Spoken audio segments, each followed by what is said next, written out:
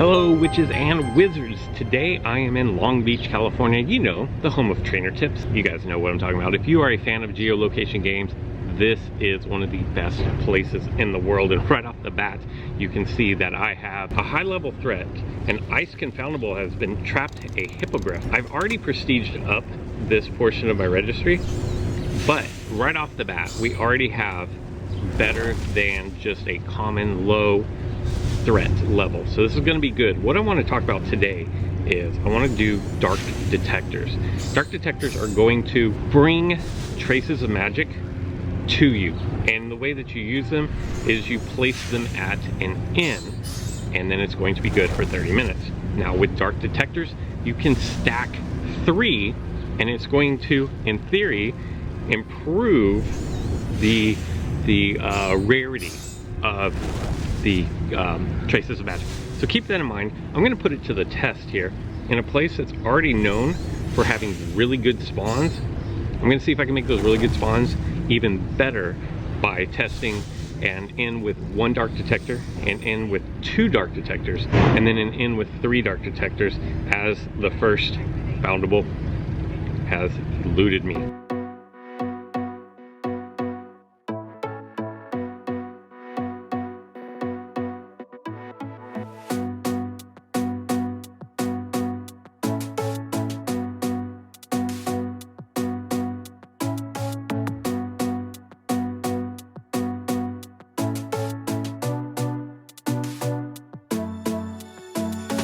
The way dark detectors are going to work is you are going to go to an inn. Just pick any inn, and then after you claim your energy, because I'm sure you're always short on spell energy, you're going to look down on the bottom right and you will see the word dark detectors. Tap on that, and as you can see, I'm out. So I'm going to have to purchase a few. So I'm going to place a dark detector that is going to be 30 minutes. And as you can tell above this inn, it's going to have that spiraling circle. That's how you know a dark detector is placed. Now you can see 2 foundables have just spawned. One, the one on the far left, is a normal foundable. It was going to spawn no matter what. And the reason you can tell that is because the foundable on the right, it has that same swirling mark underneath the foundable. So instantly, basically within a couple seconds, I did get 1 spawn. And I'd like to know exactly how many spawns happen whenever you have just 1 dark detector down. Now this is just a low threat level, so nothing super fancy. And I'm going to need all of the spell energy that I can find here today, because my spellcasting A is not great and B is not very successful on the first or second try. That time I got lucky, and what was this, the baby hippogriff that we freed. And since I have prestiged up my care of magical creatures, you can see I still need 3 more of those. I don't think moving around affects these innings, because these are attached to the inn. These aren't attached to you, where a lot of times I'm being attacked by birds here, but a lot of times if you have something that's attached to you, by moving around, it's going to cause things to spawn more frequently. This is not that case. It is attached to the inn. The inn is not going anywhere, so I believe the spawn rate is going to be the same whether you're moving around or not. One other thing that I do want to do is I want to go ahead and go to my vault, and I'm going to drop a brain elixir down for this 30 minutes. So here you can tell this Legends of Hogwarts foundable that has just spawned, it is going to be at least a high threat level, because, oh, look at that. So Snape is trapped in a bottle. And as you can see, it's a high threat level. So I typically do not use potions on high threat levels, especially when I'm going to be running this experiment. I don't want to use, because I will absolutely run out of potion quickly. I don't have a lot in reserve, and I expect high level and above to be, I'm 0 for 3 so far today, but I expect high level threats to be spawning more frequently. Now it looks like that spawn, I don't remember, it's 8:09 on my clock right now. I don't remember when the first spawn was. I want to say 8:06. So it would be like 3 minutes apart for the different spawns. I may walk around just to see what else spawns while I'm here, instead of saying in one specific location. But I don't want to limit myself, And as you saw, I mean, that kind of spawned pretty far away. I'm going to check back in with you guys here in a little bit, and we'll see what the next big foundable is, the severe. We're looking for emergency or severes, and probably get those with 3 dark detectors down, but we're doing research here, so let's see what happens. As you can see, I have an oddity that has spawned, and it is at least a high threat. And it is a high threat. I don't know why I keep saying at least. It is a high threat because it did have the yellow. It was a bright yellow beam of light above it. And I will do a video on oddities and spawn points. I actually don't need this oddity. I'm already full on it. But this gives me an opportunity to tell you that I have no idea how frequently these things spawn here. Based off of my dark detector as I level up to level 17 now. Some gold, silver keys, another dark detector, brain elixir, a strong potion, and then a healing potion, all very much needed bits and pieces. But what I can tell you is that so far, sometimes I'll have something spawn within a minute, and sometimes it's within 5 minutes, and sometimes it's within 3 minutes. I want to say that I've had between 6 and 7 different foundables spawning based off of my one dark detector, and I have, you know, roughly 8 minutes to go. One thing that I do want to point out is if you do see the swirling lights above and in, and it has to be one that you are not within range of. Let me go ahead and grab this foundable real quick. Easy peasy. But what I was trying to say is, let's go, come on, animation, is if you are not within range of it and you tap on it, underneath where it says walk closer to visit this inn, you will see how many dark detectors are underneath. So on mine there will just be one, but I'm too close so it doesn't show up. Now this is interesting because this goes along with what I just said. I just showed you the oddity that spawned like a minute ago, maybe, and now I have a Hogwarts, platform. I can't remember which one this is. It's the Hogwarts just spawned based off of my dark detector. So I can't decipher a rhyme or reason to the time. I wasn't moving. I was standing still because I was talking to you guys. So keep that in mind. And I'm really interested to see, I've had the 2 that have spawned as high threat levels. I'm interested to see what's going to happen when I drop down 2, and then again when I drop down 3. One thing that I will say that I would like to see fixed on these is when you go to dark detectors, like there's nowhere that tells you how much time is left on the dark detector. I think that would be a quality of life adjustment that the game would benefit from. I know in game it looks like I'm walking on water, but I'm really not. I've moved over from the previous spot where I was over there off in the distance, and now I'm over on this side of the pike. I'm going to pick a different colored treehouse in order to, not treehouse, I'm going to pick a different color in order to light it up with 2 dark detectors. I can't tell you how many spawns I had. I want to say in the ballpark of 10. Between 10 and 11, and then I had 2 that were high. The rest of them were all just regulars. Now you can see above this inn, there are 2 swirls, as opposed to the last inn that I was at. It just had the 1 gold swirl around. There's 2 here, so you can tell if you're up close that there is a dark detector down. Again, I'm gonna go to my potions and I'm going to drop a brain elixir so that I get double XP, and again I hit the wrong button there, and no spawn instantly like there was on the other one. Maybe it's within like 30 seconds or something, but this little area over here should have enough ends to supply me with spell energy, as well as a little path that I can walk around in order to find other foundables while I'm not just reliant on my dark detector. This is what I was hoping for. We have a buck beak. This is going to be a severe. I'm not gonna play around on this because so far on the highs, I'm 0 for today. So what I'm gonna do is I'm going to just drop my medium potion down in order to improve my chances.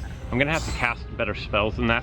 Now one thing that you can do, and I will show you here in just a second, if it doesn't flee, okay, just resist it. I'm okay with that for now.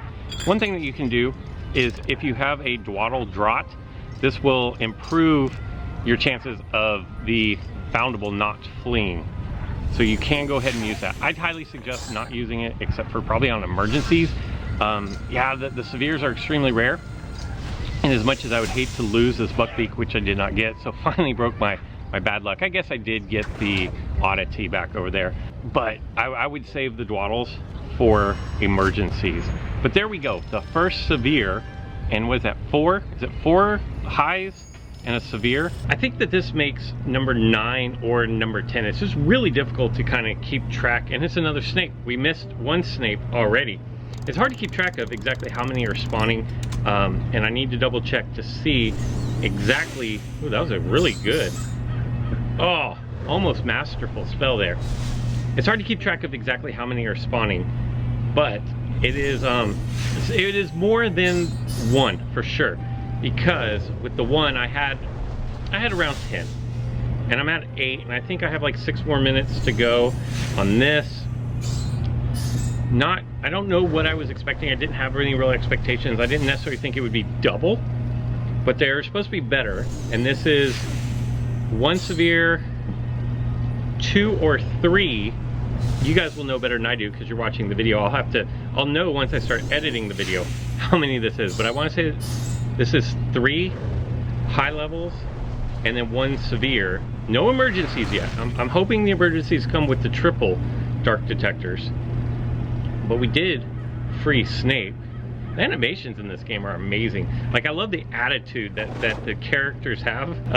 If you ever do the vampire, it kind of gives you one of these, like, yeah, I feel you, I acknowledge you. Finally, we come to the 3rd spot that we're going to choose. And the reason why I decided to move, you can see the lighthouse where I started is back off in the distance there.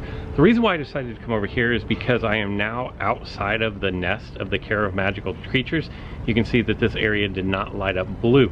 And while, yes, everything did pull from my dark detectors, all the different registries, it was predominantly and heavily weighted towards the Care of Magical Creatures. So what I'm going to do is I'm going to come over here. I'm going to drop 1, 2, 3. And you can see it went from low to medium to high. For my dark detectors, it's at full strength. And right off the bat, wow, 3. 1 for each dark detector that was available popped. And like a dummy, I do not have my brain elixir going. So it seems like as soon as you drop a brain elixir down, you're going to get at least a spawn for each dark detector that is dropped instantly. This is one of the easier spells to cast, the Medialogynx Recanto, and it fled on me, leaving me 2 more. I will go ahead and go into my vault, and we are going to definitely use a brain elixir. Want to get that double XP while a lot of these things are new. Ooh, okay. I don't have a lot of these. This is going to be really difficult to do one-handed here. That was good. Arresto Momentum. Let's see if this one works. That one was successful. Okay. I'm about 50% for this video on high threat levels. Not sure exactly. I'm not able to keep track of all of it that easily. And then let me check out the baby niffler. Because I've started prestiging up a lot of my different registries, I'm not sure exactly what I need and don't need anymore, which tends to lead me to either stop and check or just kind of free everything, which when you have a brain elixir down, that's not always the worst thing in the world. As you can see with this in, because there are 3 dark detectors, I have the gold swirl, I have the blue swirl. Those are 1 and 2. That's the low and the medium threat. They correspond to the colors that were on the threat detector inside of. So if I go over here and I go dark detectors, yellow, blue, red, you can see, and then with the 3rd one down, you can see that it's red, so that you can tell that there are 3 down. This is our 5th spawn already, and it is already our 3rd high threat level, another golden snitch. So the golden snitches are just snitches. I think they're just snitches. So far, I'm not having a lot of luck on the snitch. It resists a lot. I'd be interested to know what my catch rate was on these. I don't, that's masterful. Like, that has got to get things done, right? Yes. All right, so that is good. Got that one down. Already 5. Let me see, 7 out of 8 on that. and judging, it looks like it's been about 7 minutes. And remember, the first 3 that happened were right off the bat, and so take 7 minutes from that, and I've had 2 more since then. So every 3.5 minutes after that is about what I'm getting on the triple dark detector. I'm walking around, but not a lot. I'm kind of staying just in this general little area. Basically, if the N is within my circle radius, I'm staying in that vicinity and trying not to leave there. And I'm trying to walk around to see if movement affects spawn rates at all. I can't tell that it does. And I'm hoping that I come back with a severe. I'm hoping that I come back with an emergency, because that would be amazing as well. And we have yet another high threat level. So only the 1 severe so far. And this is my unscientific opinion, but from what I've done and from the way that I've treated these dark detectors, I almost feel like it's better to be walking around. I really do. I don't know what it is. I don't know if it's self-fulfilling prophecy or what, but I just feel like when I'm walking around, the dark detectors spawn more items than when I'm sitting stationary just waiting for them to spawn. I sat at a bench next to my inn here, and nothing really happened for a while, so I got up and walked around, and then 2 spawned right away. Could just be confirmation bias, I don't know, but I definitely recommend walking around in a circle when you have dark detectors on. One other thing I want to touch on real quick, there is a known glitch, hopefully it's being worked on, for your dailies. When you start each day, just go to your dailies, scroll all the way down to the bottom, and close it out for it to start registering. As you guys see, for my dailies, like, it says that I've only completed 1 of them, when in fact I've done almost all of them probably. It just wasn't registering because I had not checked my dailies yet. Keep that in mind whenever you're playing the game until there is a fix for that. I was doing a final lap around the pike here, and wouldn't you know it, I have a severe. Now this is a severe I've had a couple of times, but it's just the second one that I've seen here. I have seen a few more of the, I'm gonna go ahead and use that, I have 8 of them. I have seen a few more of the high level threats, even without my dark detectors on, so that's always nice. I will say that the spawn density is definitely not what it is here in Pokemon Go, but it still is not unplayable by any stretch of the imagination. Don't get me wrong here. God, these are so difficult to come up with. That was pretty good. That should go to great. That definitely goes to great. Okay, good. Booblo, and the magic is resisted. I had a Peeves not even like 3 minutes ago. Literally 10 spells it resisted. This,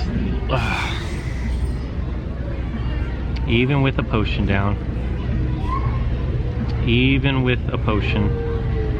Alright, well, anyway, it's disappointing for sure. Let me go ahead and collect my daily there. I still need to battle a fortress, so I'm going to go ahead and do that. And that's all I've got for this one. Let me know what I got wrong about dark detectors, and until next time.